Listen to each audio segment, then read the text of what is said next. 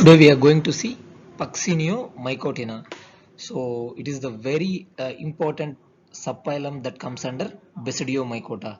And one more thing, if we understand the life cycle of wheat stem rust that is comes under Puccinio mycotina, if we understand that life cycle completely, 50% of the pathology that we can easily understand, because it's a very complex type of life cycle where it produces where the same spore is converted into different types because of the environmental conditions, situations. The color also can be changed. There's a very complex type of life cycle, and the very important life cycle also, because in the entire world it was devastatingly infected by the many number of fields and causes so many epidemics, not huge on a huge basis, but whatever the variety are that we are developing, it can be overcome within 2 to 3 years. So because of the mainly because of the environmental conditions or selection pressure, or different types of situation that can affect wheat stem rust. Now we will see one by one. So my name is NH Shankar Reddy and I am doing a PhD plant pathology in Annamalai University. So now we'll start with the taxonomic classification. So subphylum, that is, as I told you, that is Puccinio mycotina, class Puccinio mycetes. So order Puccineales, Septobasidiales, Helicobasidiales. Now we are seeing Pucciniaceae, very important, that comes under Puccinia, which is caused wheat stem rust. Remaining are Cronarchiaceae, Melansphoraceae, Phragmidiaceae, or Pachysporaceae, or Hemilia. So these all are comes under one by one. Now we will start with wheat stem rust life cycle. So Puccinia graminis. It is an obligate parasite where for wheat stem rust, which is caused by Puccinia graminis tritici. Puccinia graminis pharma species tritici. So it is an obligate parasite. It need a living host for their survival and as well as spread. So here in this wheat stem rust life cycle, wheat act as a primary host. Wheat act as a primary host, whereas barberry act as a secondary host. So it required two hosts to complete the life cycle. Without two hosts, or with the absence of any one of these hosts, the pathogen can't able to complete the life cycle. This is the wheat crop. This is the wheat crop, which is the primary host for wheat stem rust. This is the barberry secondary host. This is the barberry. We can see here barberry. This is the barberry, which act as a secondary host for wheat stem rust pathogen. Now we will start with the life cycle of wheat stem rust. So wheat stem rust is caused by Puccinia graminis tritici. Puccinia graminis pharma species tritici or tritici. So starts with the systemic position. It comes under kingdom fungi. Class Puccinomycetes, order Puccineales, family Pucciniaceae, genus Puccinia, species Graminis or Graminis. If you want to add something else, or subspecies or race or biotype, whatever it is, that is Tritici. That is Tritici. Puccinia is genus, Graminis is a species, pharma species or varietal species, that is Tritici. So what will be the specialization of adding this? It only if it is there of Tritici, it only infect wheat. It can't able to infect any other plant. It may be rice or apple or whatever the crop, it can't able to infect. It only infect wheat. If the name will be there here, the pharma species will be there, hardy. Let us consider it, the Puccinia graminis hardy. Hardy is the scientific name for barley. So Hardium vulgare is the scientific name for barley. So if the instead of Tritici, if it is there in hardy, it is only infect barley. So it is a host specific pathogen. Puccinia graminis Tritici. Tritici is the scientific name of wheat is Triticum aestium. So we are simply adding Tritici, which is a host specific pathogen. Now we'll start with the symptoms. Simply orange to red color pustules, which mainly appears on the leaf as well as stems. We can see here stems, red color or orange color pustules or raised pustules we can see here. This is the stem portion. This is the stem portion we can see here, as well as on the same type of symptoms we can also observe on leaf. We can see here leaf. The raised orange to brown or red color pustules can be seen on leaf as well as stem. We can see here stem on leaf. Here mainly barberry is the secondary host that will be that will place a major role in your disease spread. So it will become very problematic in the area of wheat cultivation. If we want to protect the wheat crop, that we have to destroy the barberry which is present around, not only around in entire country, because it is a, as I told you, uh, it is a complex type of life cycle where the same spore is converted into different types of spore according to environmental conditions and situations to survive and for the spread of pathogen. Here, eradication of barberry will be very essential to to prevent the spread of the disease, that is especially wheat stem rust. It is also called as black stem rust. No need to worry about that. Wheat stem rust or black stem rust. Now it starts with, as I told you, it is a best example of pleomorphic type of life cycle, or pleomorphic spore. Because pleomorphism means it converted into different shapes, not only shapes but also different types of colors, different types of different types of formats. Based on the environmental conditions, it change their shape as well as color, everything. So wheat stem rust, that is Puccinia graminis, is the best example of a pleomorphic plant pathogen. So we'll starts with the zero stage. Stage 0 is pycnospore. In stage 0, pycnospores are produced. Pycnospores are actually hyaline in color, where they are produced on the upper surface of the thing is, it is the, see here, pycnospores and ascospores are produced on the surface of barberry, that we have to understand here. So ascospores are also produced on the barberry. Ascospores are normally yellow in color, which are produced on the lower side. So here this both 0 stage and 1 stage, that is pycnospores and ascospores. Pycnospores are otherwise called as spermatia. Here pycnospores are produced on the upper side, whereas ascospores are produced on the lower side. This both pycnium and ascospores are which is produced on barberry but not wheat.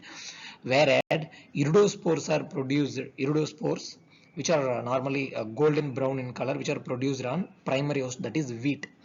And the stage 3, that is teleospores. Teleospores are normally black in color. These teleospores are produced on primary host, that is wheat. Here the thing is 0 stage and 1 stage, that is pycnospores and ascospores, which are produced on the barberry, whereas iridospores and teleospores, which are produced on the primary host, that is wheat. Here basidiospores are, which are normally hyaline in color, they are produced on soil debris. They only survive on soil. Then we will start with the life cycle. So here I don't want to get into too much, because if we explain each and everything, that will be very difficult to understand, or that may be a little bit complicated for you. So I will try to explain in a simple way. So here what will happen when we start to grow in a wheat crop, when wheat crop attains a maturity, the spores which are there in the in the air, or which are transferred from area to area through air currents or whatever, so which usually fall on leaf surface of wheat. The initial spore which come in contact with the wheat is iridia or iridinospores. What will happen here? After falling on wheat crop, it produces an enormous amount of iridospores. Whenever the wheat season is going to end, it starts to produce more number of teleospores and less number of iridospores. Initially, iridospore come in contact with the leaf surface. So this iridospore is small echinolate like structures which are there. We can see here small echinolate like structures which we can see here. This will be this this design will be helpful to attach on the leaf surface. So once it get attached on the leaf surface, what will happen? It will produce a story, and after so it will start to absorb the nutrients from the plant. After that, what will happen? It establish the host parasitic relationship between the host and the plant pathogen. So what will happen at the end of the wheat season? It starts to produce more number of teleospores and less number of iridospores. Initially, it starts to produce iridospores. When the wheat crop is going to end, it starts to produce more number of teleospores. So the thing is, here the iridospore is a single celled. As I told you, how iridospore look like are the colors already, which was mentioned in the earlier earlier table. So the next one is telia or teleospores, which is usually black in color, elongated, bicelled. Here the important character is bicelled. So teleospore is usually bicelled. So bicelled teleospore is produced by Puccinia, which is normally, as I told you, the mostly black in color. Few of the times dark brown color also can be observed. It is a resting spore which represent for sexual apparatus of the fungi. So what will happen here? As I told you earlier, the same spore is converted into different types of spores, which is a best example of a pleomorphic spore or pleomorphism. Let me tell you an example. Now, when the fetus was there in the mother's womb, the same fetus is converted into adult. The same adult is converted into aged, and then the same aged person will die, and the life cycle continues.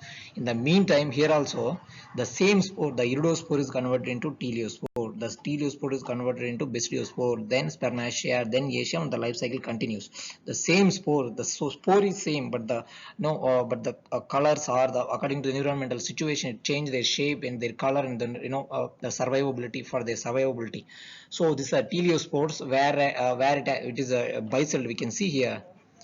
So we can see here bicelled teleospore, which is a n plus n condition. It actually exists in n plus n condition or 2n condition.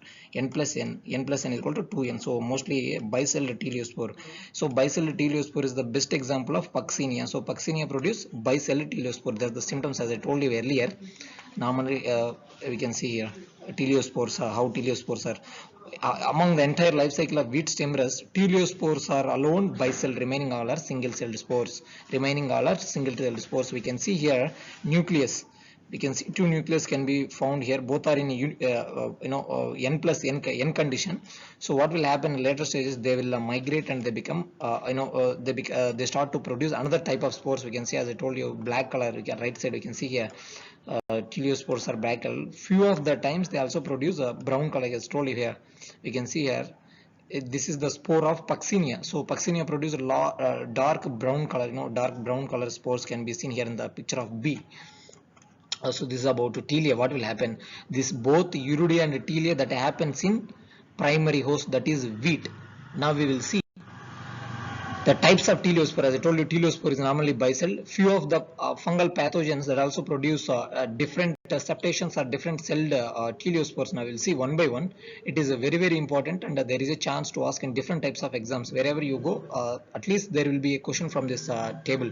So now we'll see here single celled teleospores. So single celled teleospore is produced by Euromyces, whereas we can see on the lower side we can see the diagrammatic representation, that is Euromyces. Single celled teleospore is produced by Euromyces. So double celled teleospore is produced by Puccinia. So Puccinia, this is double celled teleospore B. So here multi-celled teleospore, the teleospores contains multi-celled teleospore. Best example is Phragmidium. So Phragmidium produce multi-celled teleospore, we can see here. So the next one is the turnip shaped iridospore or kidney shaped teleospore, which is produced by Hemilia. Hemilia, we can see here Hemilia. This is turnip shaped iridospore. What will happen here on the left side? Kidney shaped teleospore is produced. Kidney shaped teleospore is produced here, but actually I placed here iridospore, but I have to place kidney shaped teleospore or bean shaped teleospore, that is produced by Hemilia. The next one is the crust like teleospore. Crust like teleospore is produced by Melansora. This is Melansora, crust like teleospore, where the teleospore attached by side by side. This is crust like teleospore, Melansora. And then parachute like teleospore is produced by Ravinelia. Why it is called parachute? We can see here on the upper surface it exactly look like to parachute. That's why it's called as a parachute like teleospore, which is produced by Ravinelia. These are all the different types of teleospores which is produced by the especially rust pathogens. So the next one is Basidiospore. As I told you, Uridia and Telia are produced on the primary host. The remaining Basidia, so Basidia occurs in soil. The remaining Pycnium and Spermatia, Pycnia is otherwise called as spermatial stage. That Spermatium and Acium is occurs on secondary host, that is Barberry. So now here what will happen? This Basidiospores only infect barberry but not wheat. What will happen here after the production of teleospore, that is a double celled teleospore? What will happen? Each single cell or n conditioned teleospore, what will happen? This n conditioned teleospore will produce 4 basidiospores. So each each basidium produce 4 basidiospores, that we have seen in general characters of Basidiomycota. We can see here each cell produce 4 basidiospores. 4 basidiospores we can see here, which are generated on the basidium. So what will happen here? This basidiospores can't able to germinate or can't germinate on barberry. Sorry, can't infect on wheat but barberry. It infect barberry but not wheat. What will happen here? This basidiospores are normally flask shaped. It produces on the flask shaped pycnium. So this several pycnia which are happens on the same leaf of opposite mating shape. What will happen is after from teleospores, the teleospores produce basidiospores. This basidiospores which actually survive in the soil. What will happen? So let us consider if the teleospore our main crop will be there in middle India. How this teleospores will transfer from middle India to almost Himalayan region, because mostly barberry secondary host will be there in Himalayan region only. What will happen here? These spores will burst and produce the spores. The spores will grow and attach to the clouds. So these clouds will transfer this basidiospores. Whenever the rain will happens in the particular area, if the barberry is available, the immediately what will happen? The barberry will survive in the soil when due to air currents or whatever due to air, what will happen? These basidiospores go and fall on the barberry leaf. Here we have to observe this basidiospores falls on the barberry leaves. So on the upper side, after falling of barberry leaf, after falling on the barberry leaf, on the upper side it produce spermatia. On the next slide we will see. We can see here on the upper side it produce spermatia. On the lower side it produce on the corresponding lower side, exactly on the corresponding lower side it produce achiospores. Here achiospore usually contains a reserve amount of food materials. So this achiospore can't able to germinate on the barberry. As I told, basidiospores can't able to germinate on wheat, but here achiospore can't able to germinate on barberry. So after production of this achiospores, it definitely need a primary host, that is wheat. So if the wheat crop is available, it will germinate. Otherwise, it won't germinate. Even though it fall on the barberry, it can't germinate because it requires a selective host, that is wheat. So this after the production of this is the barberry. This is the barberry leaf. We can see here barberry leaf. As I told you, brown color or red color raised pustules can be observed on wheat as well as barberry. Also the same or a little bit similar type of symptoms can be observed here. Red color, red to orange color raised pustules can be seen on leaves. So this is the barberry leaf. So this what will happen after this? This achiospores contains enormous amount of food materials that can be helpful for a long distance dissemination or dispersal. So after that, again the clouds will carry this same achiospores and it will fall on the wheat leaf. What will happen after falling on the achiospore on the wheat leaf? So it will start to produce iridospores. You will see this life cycle, it will be very easy. So here you can see here, this is wheat plant. Initially achiospore come in contact, start to produce iridium. This is the iridium. These iridospores come in contact. It contains H-nucleate structure which is helpful for the attachment. It is germinate and establish with the host parasite. There it starts to get the nutrients or whatever the food materials that is required for their survival get from the plant. And then what will happen?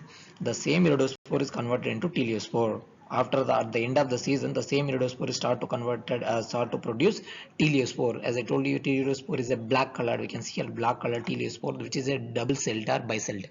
So double celled teleospore is produced. After that, what will happen? After it germinating, the teleospore germinate and produce basidium. We can see each basidiospore produce 4 basidium. 4 basidiospores. Each basidium produce 4 basidiospores. This is the basidiospores which are born. So from this single teleum, what will happen? 4 basidiospores will produce. Again, this single teleum, 4 basidiospores are produced. It will burst. What will happen? It will go onto the air and it will be carried by the clouds. So next one is when it fall on the suitable host, that is a barberry. This basidiospore fall on the suitable host barberry, it will start to germinate in the barberry, because this basidiospore can't able to germinate on wheat. It required another host, that is barberry. After what will happen after falling on the barberry leaf? The same on the same leaf it produce receptive hypo of opposite mating types. For our understanding, let me tell you, it's a positive. Let us consider positive as a male.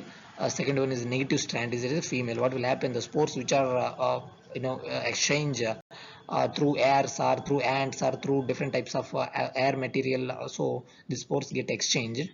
What will happen? Fertilization will take place. Sorry, exchange will take place. Then after that, what will happen? On the same thing will happen. This you know spermatia will happening on the um, Barbary. On the corresponding lower side of the Barbary, Aeschiospores are produced. Wherever the spermatia or girostage is produced, on the corresponding lower side, Aeschyum is produced. This Aeschiospore can't able to germinate on Barbary. What will happen? This Aeschiospores required wheat again traveled from Himalayan to here, and then a life cycle continues. The same spore, that is Aeschiospore, is converted into iridospore, then the same iridospore is converted into teleospore, then the same teleospore is converted into basidiospore, then basidiospore into spermatia, and then Aeschia, and the life cycle continues. So here the involvement of two hosts will happens here. So and moreover, carrying and conversion of these spores will be complex, so it will be if we understand this, it will be very easy to understand the other thing. That's why I told you in the starting itself. Next one is the types of rust. If you understand, so types of rust, that we can differentiate other rust pathogens. Now with the autoceous rust, autoceous means so the entire life cycle completed in a single host. It doesn't require two hosts like a wheat stem rust. So it only requires two hosts to complete the entire life cycle. That is autoceous rust. Heteroceous means requires genetically two hosts. Best example wheat stem rust. So it is a best example of heteroceous rust. Requires genetically two hosts to complete their life cycle is called heteroceous rust.